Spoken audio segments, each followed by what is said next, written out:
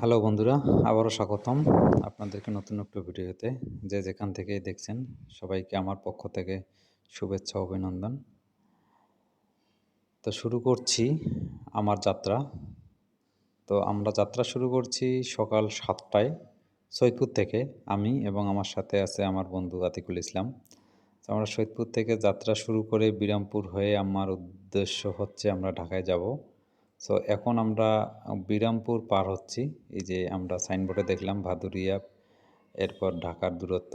তো আমরা যাচ্ছি, যে খুব তাড়াহুড়ো নাই, যেহেতু দুজনেই যাব। আর আজকে সকালে বের হওয়ার আগেই দেখেছি আবহাওয়া বেশ হট আছে। সো ধীরে সুস্থে দেখে শুনেই যাব। যাইতে যাইতে দেখাবো আপনাদেরকে কী অবস্থা আশেপাশে সাইট এবং যতদূর পর্যন্ত দেখানো যায়। তো চলেন দেখতে থাকি। তো এটা হচ্ছে যে আমরা এখনও কুয়াশা ভাব ভাব আছে। এটা রমজানের ঈদের পরবর্তী সময়, অর্থাৎ এপ্রিলের ২০-২১ তারিখের দিকে আসলে এই সময়টায়। তো আমরা আসতেছি এই সময়টাও এখন পর্যন্ত মনে হচ্ছে যে এই যে সামনে এটা হিলির দিকে গেছে, ইন্ডিকেটরে দেওয়া ছিল এটা সামনে ডানে হিলি। আমরা সোজা যাচ্ছি, আমরা এদিক দিয়ে ভাদুরিয়া, দেন ভাদুরিয়ার পরে গোবিন্দগঞ্জ, তারপরে গোবিন্দগঞ্জে মেইন রোডে উঠে যাব।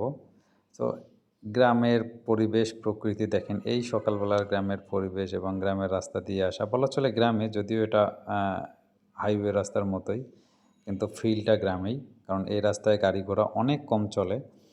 এটা হচ্ছে যে বিরামপুর থেকে গোবিন্দগঞ্জ থেকে বিরামপুর পর্যন্ত। তো আমি গোবিন্দগঞ্জ পার হয়ে আমরা মেইন রোডে চলে এসেছি। আমরা আমাদের মতোই যাচ্ছি, খুব তাড়াহুড়ো নাই, তবে রাস্তা অনেকটাই ফাঁকা এখন পর্যন্ত। খুব কম গাড়ি ঘোড়া দেখা যাচ্ছে আর কি। আমাদের সামনে দুটো বাইক যাচ্ছে, যেহেতু আমরা প্রতিযোগিতামূলক আমাদের কোনো চাহিদা নাই, সো আমরা ধীরে সুস্থেই যাচ্ছি। আস্তে আস্তে আমরা এখন বগুড়ার অলমোস্ট কাছাকাছি। তো দেখেন এই যে বগুড়ার কাছে এসে কাজ চলছে। সো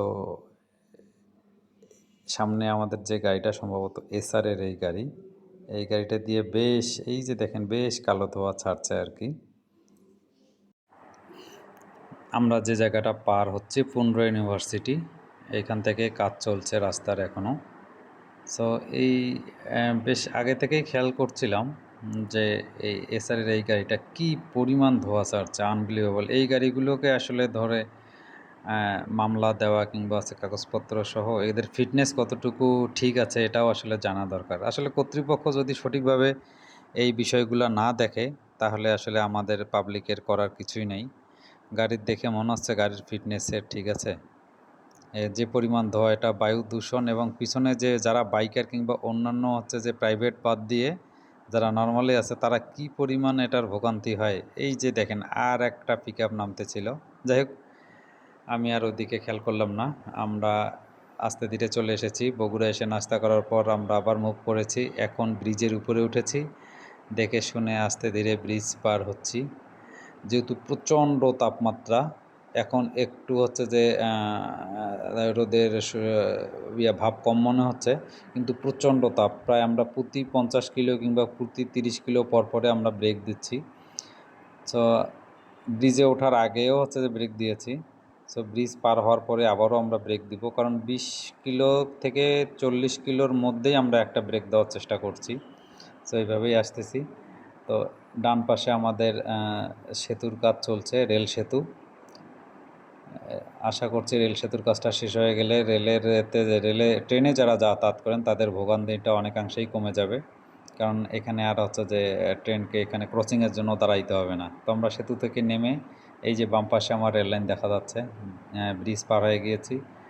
ডান দিকে আমার টোল প্লাজা দেখা যাচ্ছে, পূর্ব টোল প্লাজা। তো আমরা টোল প্লাজাও পার হব এখন। সামনে দু একটা গাড়ি, আজকে গাড়ি চলাচল খুবই কম ছিল, কিন্তু রাস্তায় যখন এই যে চলছি প্রচণ্ড তাপ। একটু পরে আবার যখন সূর্যের আলোটা দেখা যাবে, তখন দেখবেন যে কি পরিমাণ তাপ, মনে হচ্ছে যে রাস্তা জ্বলে পুড়ে যাচ্ছে। তো আমরা সামনে আশা করছি ব্রিজটা পার হয়ে আমরা আর একটা ব্রেক দিব। ব্রেক দিয়ে আবার যখন কন্টিনিউ করব, সেটা আবার আমরা হচ্ছে যে দেখাবো। তো তো এই সময়টাতে আসলে বাইকে যারা মুভমেন্ট করি আমাদের সাথে অবশ্যই হচ্ছে যে পানি এবং স্যালাইন জাতীয় খাবার রাখা উচিত, কারণ যেখানেই ব্রেক দিব সেখানেই আমরা স্যালাইন পানি খাবো। আমরা সেটাই করতেছিলাম। তো আমরা ব্রিজ পার হয়ে আবার মেইন রাস্তায় উঠেছি, যাচ্ছি। এই যে দেখেন কি পরিমাণে সূর্যের তাপ, আলো। তো এই রাস্তায় আস্তে আস্তে আমি খেয়াল করছি, আপনারাও খেয়াল করবেন যে হাইওয়ে রোডে যে হচ্ছে যে যাত্রী ছাউনিগুলো, এই যাত্রী ছাউনিগুলো আসলে কতটা ইউটিলাইজ হয় এটা আমার সঠিক জানা নাই, কারণ আমি যতবারে গিয়েছি কখনো দেখিনি যে এই যাত্রী ছাউনিগুলোতে আসলে মানুষ দাঁড়ায় কিংবা যাত্রী ওঠানামা করে। আমার মনে হয় এই যাত্রী ছাউনিটা মেইন রাস্তা থেকে যদি হচ্ছে যে সার্ভিস লেনটাতে দেওয়া যেত, এটাও আরও সুবিধা হইতো, ভালো হইতো। যাই হোক, কর্তৃপক্ষ যেটা ভালো মনে করছে তাদের দৃষ্টিকোণ থেকে সেটাই ভালো। তবে আমার এতদিনকার জার্নিতে আজকেই সবচেয়ে বেশি কষ্ট হচ্ছিল, যেটা হচ্ছে যে এত পরিমাণে তাপ এবং রাস্তা থেকে মনে হচ্ছে যে আগুনের ঝলসানি উঠতেছে উপরে, যে আমাদের চোখে মুখে হচ্ছে যে হেলমেটের গ্লাস খুললেই মনে হচ্ছে যেমন আগুনের ঝলকানি আসতেছে, সেরকম আমরা ঝলকানি পাচ্ছিলাম। তো এইরকম একটা জার্নি ছিল ঢাকা থেকে আসার পথে, মানে নীলফামারী থেকে ঢাকার পথে। সো আমরা 7টার দিকে বের হয়েছি, অলরেডি প্রায় 2টো বাজে। 2টো বাজে আমরা এখন টাঙ্গাইল পার হয়েছি কিছুক্ষণ আগেই। আমরা অলমোস্ট চন্দ্রার কাছাকাছি। তো এই সময়গুলোতে আমাদের এই রকম গরমে তাপে দিনের বেলা যত সকাল সকাল জার্নি করা যায়, বের হওয়া যায়, ততটাই ভালো। আর যত দেরি হবে তত হচ্ছে জার্নি করতেও কষ্ট, বাইকের জন্যও কষ্ট, এবং যারা বাইকে মুভ করতেছে আমাদের জন্যও কষ্ট।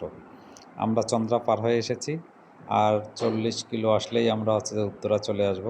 তো এটা চন্দ্রা পার হয়ে ডান দিকে যেটা দেখলাম এটা হচ্ছে যে আনসার ভিডিপির প্রশিক্ষণ কেন্দ্র, নাকি আমার জায়গাটার নাম এই হচ্ছে না বিল্ডিংটার। তো আসতেছি আমরা সামনে, আরও একটা ব্রেক দিব, কিন্তু আবার মূল কথাটাতে আসি, যেটা হচ্ছে যে এই প্রচণ্ড রোদে বের হইতে গেলে অবশ্যই হচ্ছে যে প্রতি 30 মিনিট কিংবা 1 ঘন্টা পর পর রেস্ট দিতে হবে, নিজেই রেস্ট নিতে হবে এবং বাইককে রেস্ট দিতে হবে। পাশাপাশি ঠান্ডা পানীয় খেতে হবে, ঠান্ডা জল খেতে হবে, স্যালাইনযুক্ত খাবার। তো এই ছিল আমাদের কষ্টের জার্নি। ধন্যবাদ সবাইকে ভিডিওটি দেখার জন্য। আবার দেখা হবে নেক্সট ভিডিওতে।